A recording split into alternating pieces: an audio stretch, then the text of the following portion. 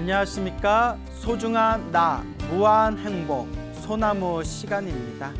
만나 뵙게 되어서 진심으로 반갑습니다. 우리 중생들이 인생을 살다 보면 좋은 일도 있고 힘들고 괴롭고 답답한 일도 있지 않습니까? 힘들고 괴롭고 답답한 일에 처했을 때 우리 불자들은 어떻게 지혜롭게 그 역경을 이겨내야 될까요? 그리고 우리 중생들이 살다 보면 사실 우리 중생들 입장에서는 항상 편안하고 항상 행복하고 항상 즐겁기만을 바라지만 사실 인생이라는 게 그렇지가 않습니다. 마치 인생은 롤러코스터와 같다고 하지 않습니까?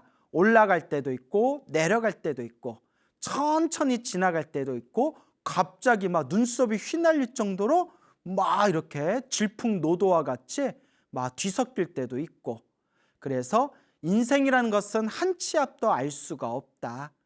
그래서 이 세상을 살다 보면 정말 갑작스러운 사고라든가 전혀 생각지도 못하는 그런 재난을 만날 때가 있습니다.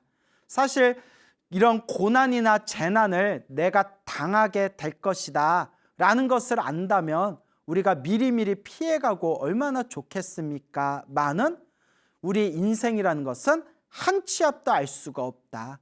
좋은 일이 생길지 나쁜 일이 생길지 즐거운 일이 생길지 괴로운 일이 생길지 한 치 앞도 알 수 없는 이 삶의 걸음 하나하나가 바로 인생이다라는 그런 옛분들의 말씀이 있습니다.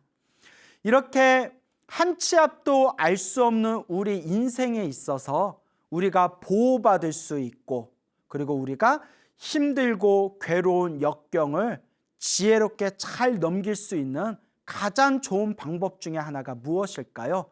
그렇습니다. 바로 불보살님의 가피입니다. 우리가 지극한 마음으로 염불을 하고 수행을 하고 기도를 하고 공덕을 닦으면서 불보살님의 가피에 의지한다면 반드시 이 은은한 부처님의 가피, 이 은은한 보살님들의 가피가 우리 중생들을 도와주시고 보호해 주신다라는 것을 우리가 꼭 명심해야 됩니다. 올바른 불자냐 아니냐의 기준이 있습니다. 불자냐 아니냐의 이제 여러 가지 기준이 있겠지만 그 중에 하나가 부처님의 말씀, 부처님의 말씀인 경전을 믿느냐 믿지 않느냐, 이것이 또 불자냐 불자가 아니냐의 기준이 될 수 있을 겁니다. 그래서 우리 많은 사람들이 부처님의 가르침을 공부하거나 부처님의 경전을 보면서 에이 이런 게 어딨어, 이거 다 뻥이지, 에이 이런 거 못 믿겠다, 이런 내용들이 나옵니다. 하지만 우리가 소나무를 통해서 여러분들에게 많이 그렇게 여러 번 그렇게 여러분들에게 강조드리면서 제가 또 재미난 불교설화를 많이 전해드렸지 않습니까? 이 불보살님의 가피는 우리 대승경전에 분명히 나와 있는 부처님께서 우리 중생들을 구제하고자 하는 자비로운 손길이 담겨져 있는 그런 가피의 힘, 서원과 원력의 힘입니다. 그래서 우리 주변의 많은 불자님들께서 이 부처님의 경전을 의지하면서 염불하고 수행하시고 기도하시고 공덕을 닦으신 수많은 불자님들이 정말 신비하고도 신기한 가피를 많이 입으셨습니다. 물론 우리 진정한 불자라면 그런 신비하고 신기한 가피에도 물론 우리가 집착하면 안 되지만, 하지만 관세음보살 보문품이나 지장경이나 그 외 수많은 경전에서도 한결같이 부처님께서 그대들이여 힘들고 괴롭고 위급함에 빠졌을 때 간절하게 부처님과 보살님을 염해라, 염불해라 라는 내용이 분명히 경전에 나오지 않습니까? 그러니까 우리가 이 불자로서 이 험난한 이 인생이라는 파도를 우리가 지나갈 때 여러분들의 힘에 부치거나 힘들고 괴로운 그런 엄청난 역경이 우리 눈앞에 닥치게 되었을 때 진정한 불자라면 내 마음을 다 내려놓고 오로지 불보살님에 의지한다면 분명히 불보살님의 가피가 우리와 함께 할 것이다 라는 그런 믿음을 불자의 가슴 안에 여러분들이 이 부처님을 향한, 보살님들을 향한 가피의 믿음을 마음에, 가슴에 아주 똑똑히 되새기셔야 된다, 각인하셔야 된다, 새겨 넣어야 된다 라는 것을 꼭 명심하시기 바랍니다. 그 대만 불교에 아주 존경받는 그런 큰 스님이 계셨습니다. 이 큰 스님의 법명이 개덕, 개자, 덕자, 개덕 스님이십니다. 근데 이 개덕 스님께서 현대 대만 불교에 아주 존경받는 큰 스님이셨는데 1905년생이라고 하세요. 1905년생. 1905년생이신데 103세를 사셨대요. 103세. 야, 대단하시죠? 103세 동안 건강하게 이렇게 수행 생활하시다가 세상을 떠나신, 입적하신 그런 개덕이라는 큰 스님이 계십니다. 이 개덕 스님께서는 아주 계율이 청정하시고 평생 염불수행을 하셨으며, 또 개덕 스님은 굉장히 이제 소식을 하셨대요. 밥을 적게 먹는 걸 소식이라고 하지 않습니까? 소식을 하셨는데 그 건강의 비결이 소식이다라고 하실 정도로 그렇게 이제 소식을 하신 분이었다고 합니다. 그러니까 갑자기 떠오르는 건데 저는 그러면 오래 못 살 것 같아요. 저는 좀 과식을 하는 편이라서 저는 이상하게 항상 배가 고파요. 그래서 이제 좀 밥 양을 줄이려고 노력하고 있는데, 하여튼 건강하게 살려면 소식은 반드시 필수다라는 것을 우리가 또 이렇게 머릿속에는 다 머리로는 알면서 몸으로는 잘 안 따라주죠. 자, 이 개덕이라는 스님께서 젊은 시절에 엄청난 정말 신비로운 불보살님의 가피를 직접 체험하신 분입니다. 이 개덕 스님께서 중국의 양주라는 지방에 복선암이라는 곳에 14살 때쯤에 출가를 하셨습니다. 이제 10대 이제 초중반에 14살의 나이에 이제 출가하셔가지고 이제 절에서 지내고 계실 때, 이 14살에 출가하시고 19살이 되셨을 때 일이라고 합니다. 19살에 되셨을 때 그 개덕 스님이 계신 절에까지 일본 군인들이 이제 침입을 했다고 합니다. 이제 일본 군인들이 이제 전쟁을 일으키고 이제 쳐들어오게 되었는데, 사실 물론 일본 분들 중에서 좋은 분들이 많지만 우리 좀 한국인 입장에서는 역사적인 그런 암울했던, 좀 이렇게 짓밟혔던 그런 아픔이 있기 때문에 사실 좀 우리도 그 당시 몇십 년 전에 일제 강점기 시대 때 또 일본에 대한 또 우리도 어떤 마음의 한 같은 게 있지 않습니까? 근데 우리나라 못지않게 저 중국 대륙도 그 당시에 일본군에 의해서 엄청나게 침탈을 당하고 그렇게 짓밟혔던 그런 역사의 기록들이 있습니다. 이렇게 가끔씩 이렇게 책이나 인터넷에 찾아보면 차마 눈 뜨고는 볼 수 없을 정도로 그런 끔찍한 일들이 많았더라고요. 그래서 사람이란 존재는 왜 이렇게 잔인한 줄 모르겠습니다. 그냥 서로 착하게 양보하면서 살면 좋을 텐데, 어쨌거나 개덕 스님이 계신 절에까지 이제 일본군들이 이제 쳐들어오게 되었는데, 그 당시 이제 미처 피신을 가지 못했던 그런 이제 스님들과 그 절에서 일하고 있는 그런 사람들까지 해서 한 10여 명 정도가 절에 이렇게 머무르고 있었다고 합니다. 근데 일본군들이 다짜고짜 쳐들어와 가지고 그 10여 명의 절에서 있는 그 10여 명의 그 절집에 있는 사람들을 일렬로 줄 세워 가지고 총살을 했다고 합니다. 아니, 군인도 아니고 민간인들을 왜 총살을 하는 걸까요? 그리고 저는 또 일본 사람들이 불교 신자가 굉장히 많다는 걸로 알고 있는데 왜 절에 쳐들어와서 스님들을 포함해서 그 절에 머무르고 있는 사람들을 총살을 했을까요? 인간은 너무 잔인한 존재인 것 같습니다.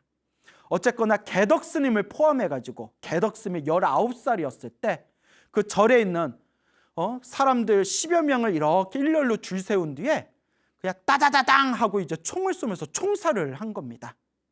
그때 개덕 스님께서 그 순간에도 마음속으로 계속 관세음보살을 연불했다고 합니다. 계속 마음속으로 얼마나 무서웠겠습니까?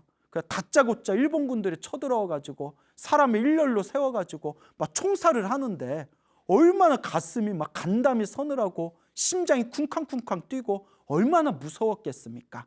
그래서 이 어린 19살의 개덕스님도 그 순간에 혼신의 힘을 당해가지고 관세음보살을 외웠다고 합니다. 관세음보살, 관세음보살, 관세음보살 연불 하다가 따다당 하고 총소리가 나면서 총 맞는 느낌이 들면서 그 자리에서 정신을 잃고 쓰러지셨다고 합니다. 그리고 한참 시간이 지난 뒤에 개덕스님이 어렴풋하게 이제 의식이 깨어나게 됩니다. 의식이 깨어서 주변을 봤더니 이제 일본군은 이제 절에서 철수한 지가 꽤 되었고 자기는 그 사람들 피바다 속에서 이제 누워 있는 겁니다. 근데 이렇게 몸을 만져보니까 전혀 총 맞은 흔적이 없더래요. 분명히 따다당 총소리까지 들렸는데 자기 혼자서만 이제 총알을 맞지 않고, 분명히 총을 맞은 것 같았는데 총알을 맞지 않고 무사하게 그때 그 일본군들의 잔악한 그런 총살 앞에서 목숨을 구할 수가 있었다고 합니다. 아무리 생각해도 너무나 신기하고 너무나 놀라운 일이라서 개덕스님께서 평소에 당신이 체험한 이 이야기를 불자들에게 해주면서 그때 관세음보살을 간절하게 염불한 그 관세음보살님의 염불 가피로 살아나게 된 것 같다라는 말씀을 하십니다.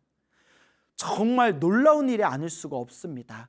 물론 좀 우리 중생 입장에서는 솔직히 이런 생각이 듭니다. 여러분들도 혹시 그런 생각, 지금 제 이야기를 듣고 딱 그런 생각 드실 수도 있었을 텐데, 이왕 관세음보살 연불할 때 만약에 개덕스님이 관세음보살 연불해가지고 그 총알을 피해서 살아난 거라면 이왕이면 관세음보살님이 좀 다른 사람도 좀 살려주시지, 다른 사람도 좀 살려주시지, 왜 개덕스님만 살려주셨을까, 뭐 이런 아쉬움도 있지만, 이 불법의 인연법이라는 것은 우리 중생의 머리로는 헤아릴 수가 없답니다.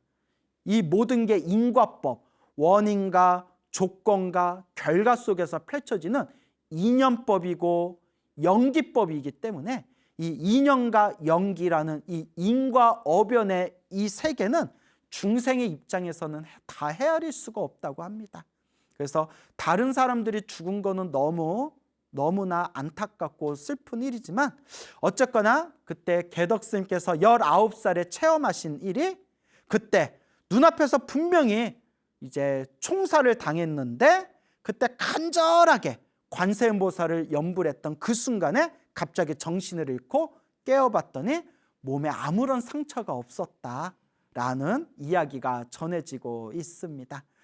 그래서 제가 예전에 소나무에서도 몇 번 드렸던 이야기인데, 우리가 평상시에 편안한 마음으로 세워라 내워라 이렇게 염불할 때에는 이게 효과가 있나?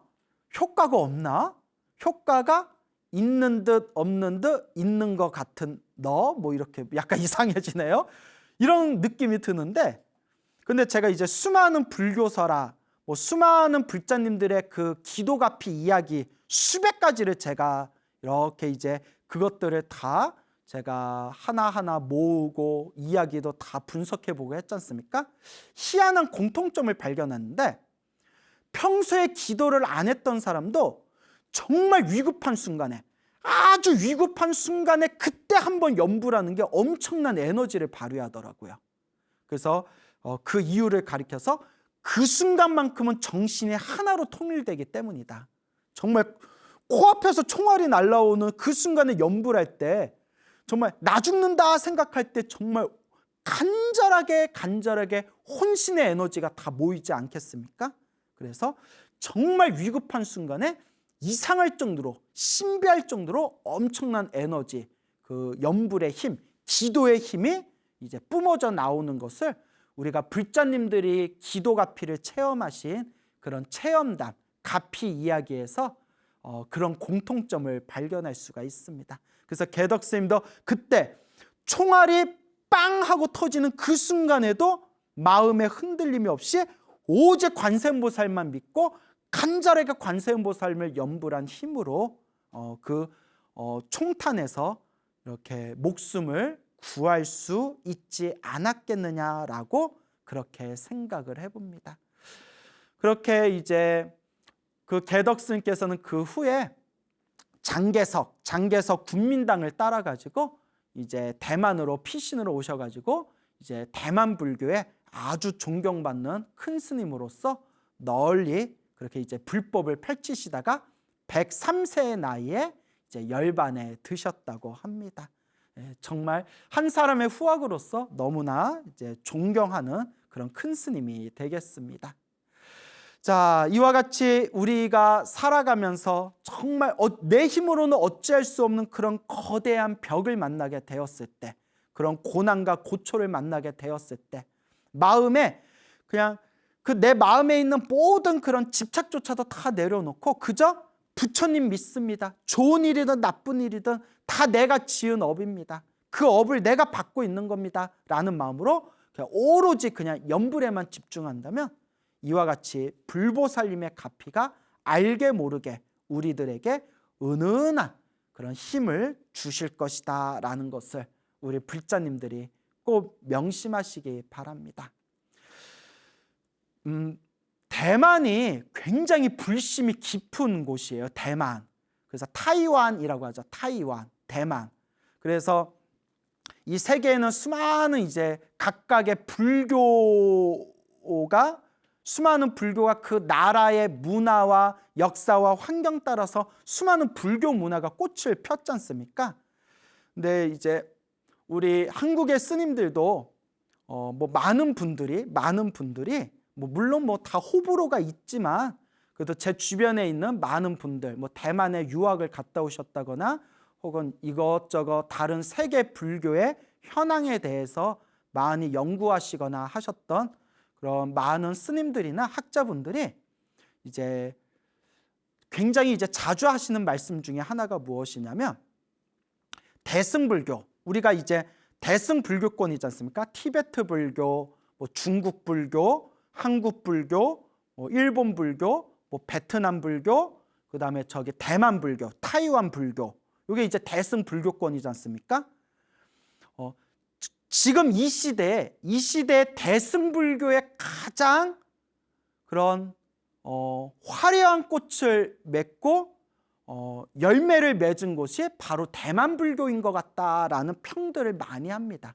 그러니까 다 완벽한 건 아니에요, 여러분. 중생들 사는 데가 어떻게 다 완벽할 수 있겠어요. 하지만 적어도 교육적인 부분, 제도적인 부분, 어떤 시스템적인 부분, 이런 부분에서 대만 불교가 정말 놀라울 정도로 엄청난 빛을 발휘하면서 그렇게 화려한 꽃과 아주 탐스러운 대승불교의 열매를 맺었다라고 평가하시는 분들이 많습니다.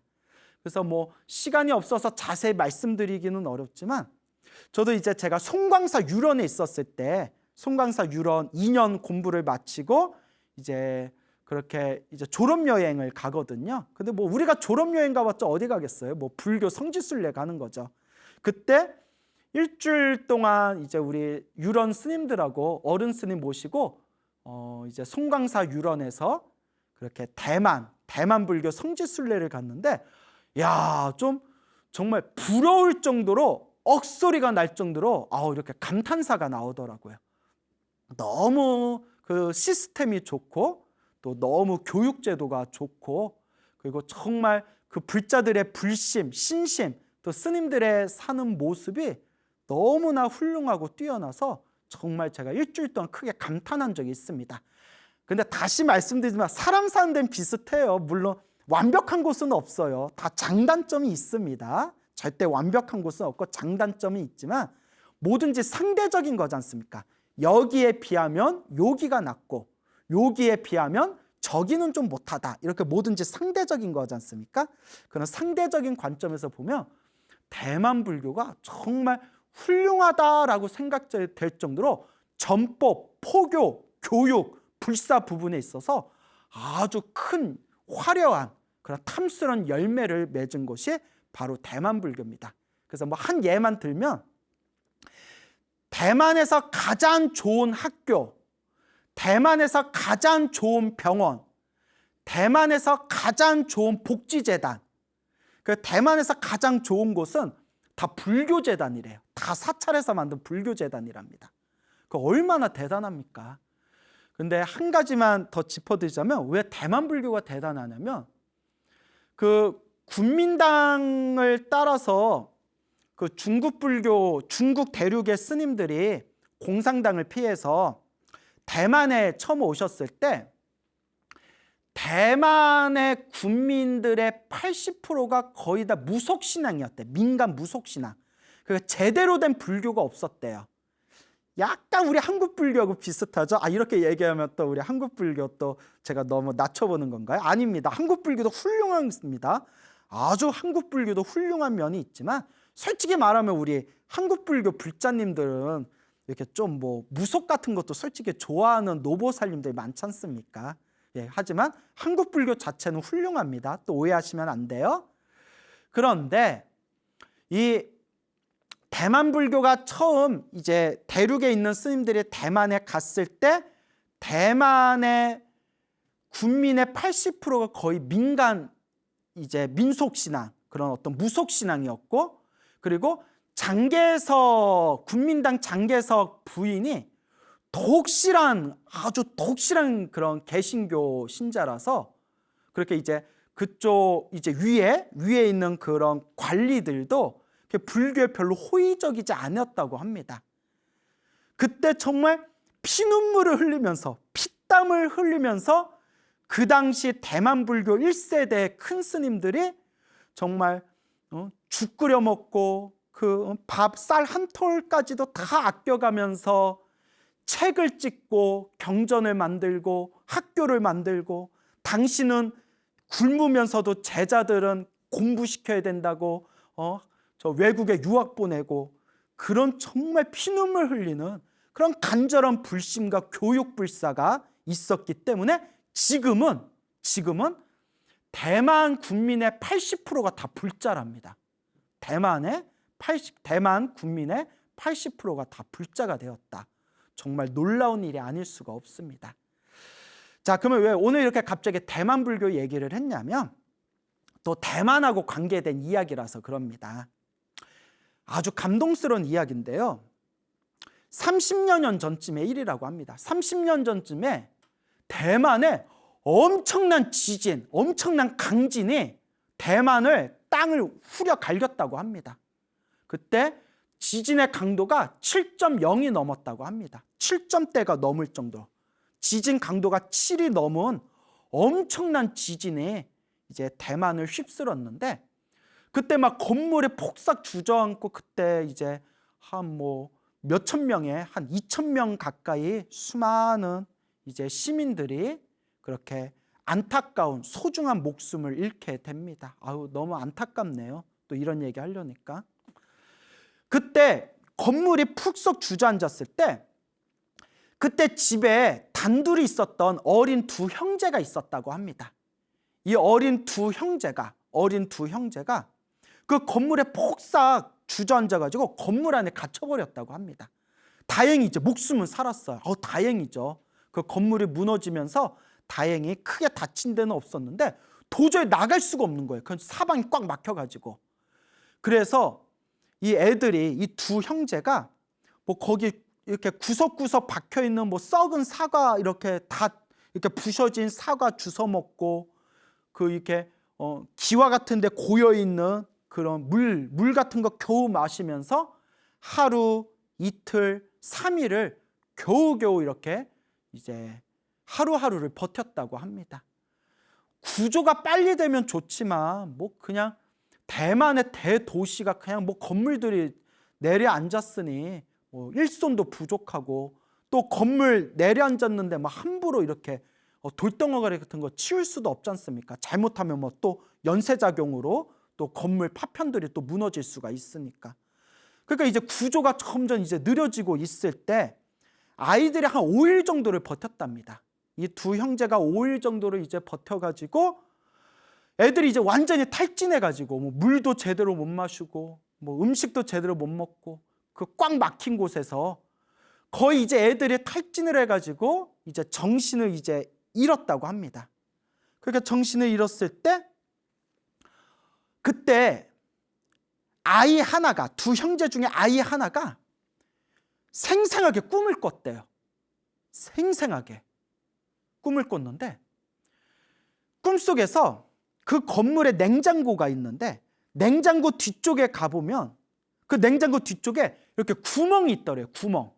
뻥 뚫린 구멍인데 그 구멍에, 작은 구멍에 어린아이 하나 이렇게 겨우 기어서 올라갈 정도의 구멍에 바깥으로 이렇게 통해 있는 것을 꿈에서, 정신을 잃었을 때 꿈에서 비몽사몽에 생생하게 그걸 봤답니다. 그리고 애가 이렇게 이제 깨어나가지고 뭐지? 나이는 어리지만 뭐 아마 초등학생이나 중학생 됐겠죠? 초등학생이나. 나이는 어리지만 꿈에서 생생하게 그 모습을 보니까 혹시나 하고 이렇게 이제 비틀비틀 기어가가지고 그 꿈에서 봤던 냉장고 뒤에를 이렇게 파보니까 정말 구멍이 있는 거예요. 신기하게. 그래서 쓰러져 있는 어린애 하나를 이제 마저 깨운 뒤에 야 저기 올라가 보자 하고 이제 둘이서 이렇게 기어 올라갔대요. 작은 구멍인데 어떻게 애는 이제 올라갈 수 있을 정도의, 어린아이가 올라갈 수 있을 정도의 구멍이었나 봐요. 올라가고 싹 올라가서 밖으로 딱 나와 보니까 사방에 막 앰뷸런스가 있고 막 우리 막 소방관들이 있고 막 사람들, 구조대원들이 있고, 근데 애가 막 그 건물 잔해 파편 그 사이에서 구멍에서 애들 둘이 쑥 나오니까 사람들이 놀래서 야 여기 사람 있다, 애들 있다 하고 이제 난리가 났을 거 아니에요. 그 살은 거예요. 살았는데 이제 엄마한테 연락해서 애를 구출했습니다. 뭐 가족분 어디 있습니까? 막 이랬을 거 아니에요. 어머니가 막 저기서 이제 뛰어오는데 아들아 뭐 이러면서 막 이제 뛰어왔을 거 아니에요. 아들아. 대만 말로 아들이 뭔가요? 아들아. 대만 말로 뭐라고 하나요? 그래서 이제 막 사람들 옆에서 막 눈물 흘리고 이제 병원으로 이제 옮겨야겠죠. 애 이제 건강 상태 확인하고. 그런데 한 가지 이상한 걸 발견한 거예요. 엄마가 이렇게 후다닥 뛰어와서 이제 애를 막 끌어안고 하는데 바지에 무릎이 새빨간 거예요. 바지에 무릎이 새빨간 거예요. 양쪽 무릎이. 왜 그런가 했더니 피딱지가 덕지덕지 묻어있더래요. 피딱지가. 엄마의 무릎에 피딱지가 덕지덕지 묻어있던 거예요. 눈치채셨나요, 여러분? 두 형제가 건물 잔해에 이제 파묻혔을 때 그날 이후로 5일 동안 잠도 제대로 자지 않고 오로지 불보살님을 부르면서 오로지 염불 하면서 절하고 또 절을 하면서 무릎이 다 까지고 무릎에서 피가 배어나와가지고 바지에 무릎이 피딱지로 그게 다 번진 거예요. 막 눈물 날 것 같다.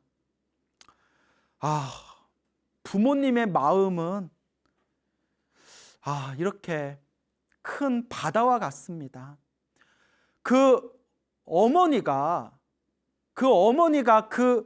한 명도 아니고 뭐 한 명도 소중하지만 두 아들이, 두 형제가 건물 잔해에 빠졌을 때 어머니 마음이 얼마나 찢겨 나갈 것 같은, 얼마나 큰 고통과 슬픔과 아픔이 느껴졌겠어요. 그분이 할 수 있는 일은 무엇이었을까요? 그분이 할 수 있는 일은 오로지 그냥 기도했던 거예요. 물론 기도한다고 모든 일이 잘 풀리는 건 아닙니다. 여러분, 기도했다고 모든 일이 술술 풀리면 우리 지구상에 있는 불자들은 뭐 다들 뭐 워렌 버핏 되고 뭐 다들 억만장자 되고 뭐 다들 무슨 스티븐 잡스 되고 그랬겠습니까? 다만 정말 힘들고 괴로울 때 불자가 의지할 수 있는 유일한 기둥은 무엇인가? 결국은 불보살님의 값이고 불보살님의 힘이구나. 그 5일 동안 엄마의 무릎이 다 그냥 까지고 벗겨지고 피가 배어나와서 바지에가 그 피딱지로 완전히 얼룩질 정도로 어머니는 하염없이 눈물을 흘리면서 부처님을 부르면서 기도하고 기도했던 겁니다. 그 기도의 힘 때문이었을까요?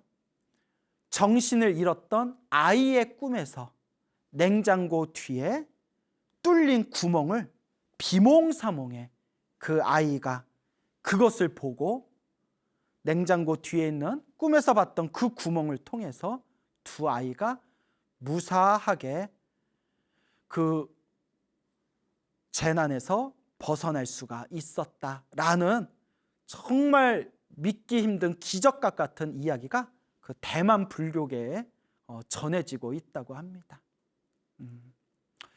정말 불보살님의 가피가 정말 헤아릴 수 없이 자비롭고 위대하다면 또 우리 불보살님이 그 지진 좀 막아주시지, 왜 2,000명이 넘는 사람이 죽을 정도로 왜 지진은 왜 막아주시지 않고 왜 무릎에 피가 날 정도로 기도했던 그 어머니의 그 애들만 구해주셨는가, 이런 의심이 들 수도 있습니다, 사실.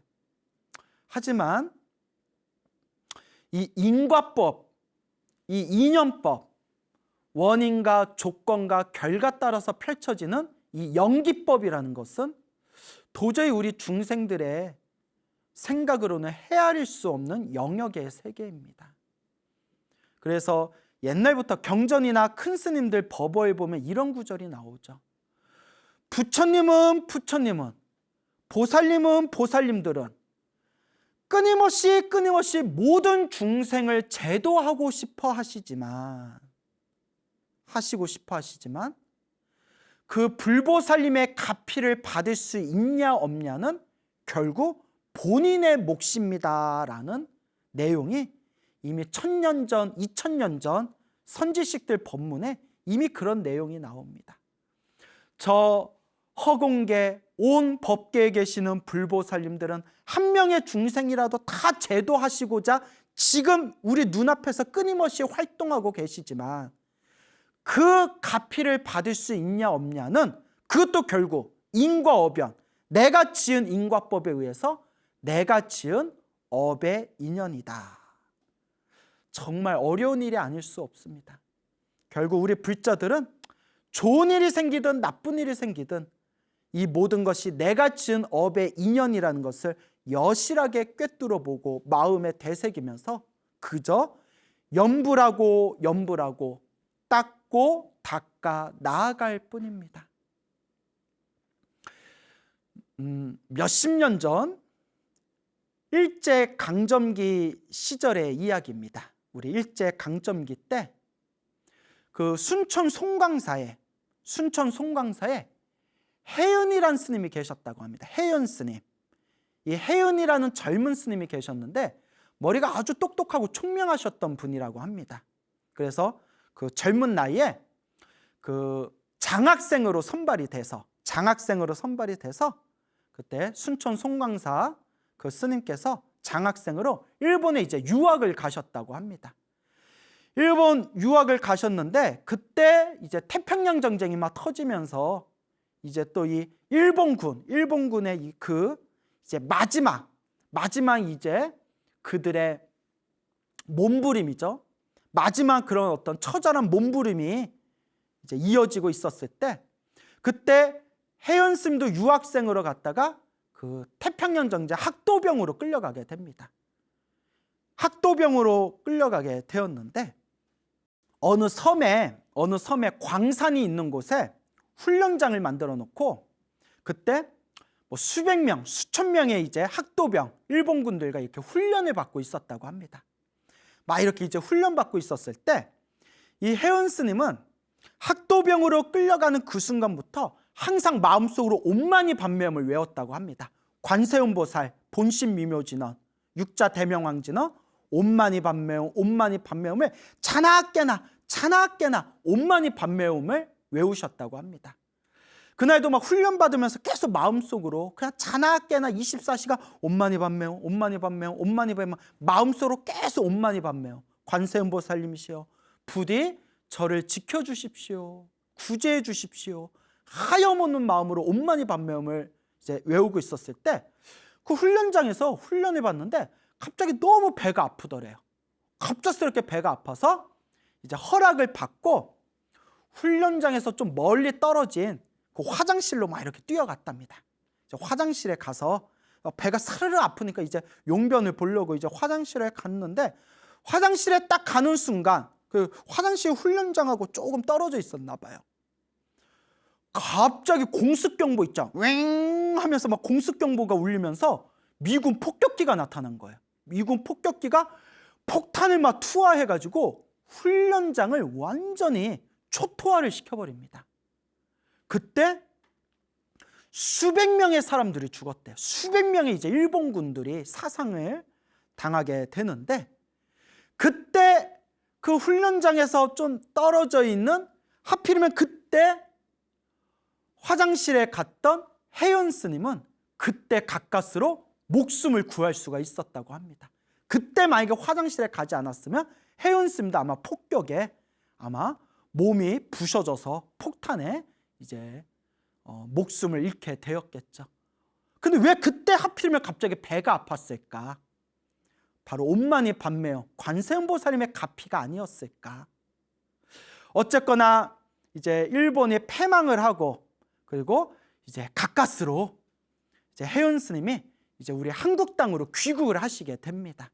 정말 다행이죠. 근데 그때 전쟁의 참화 때문에 너무나 가슴에 상처가 깊고 또 이제 트라우마가 심하셨는지, 이 똑똑하시고 총명하신 이 혜연 스님께서 결국은 승복을 벗고 환속을 하셨다고 합니다.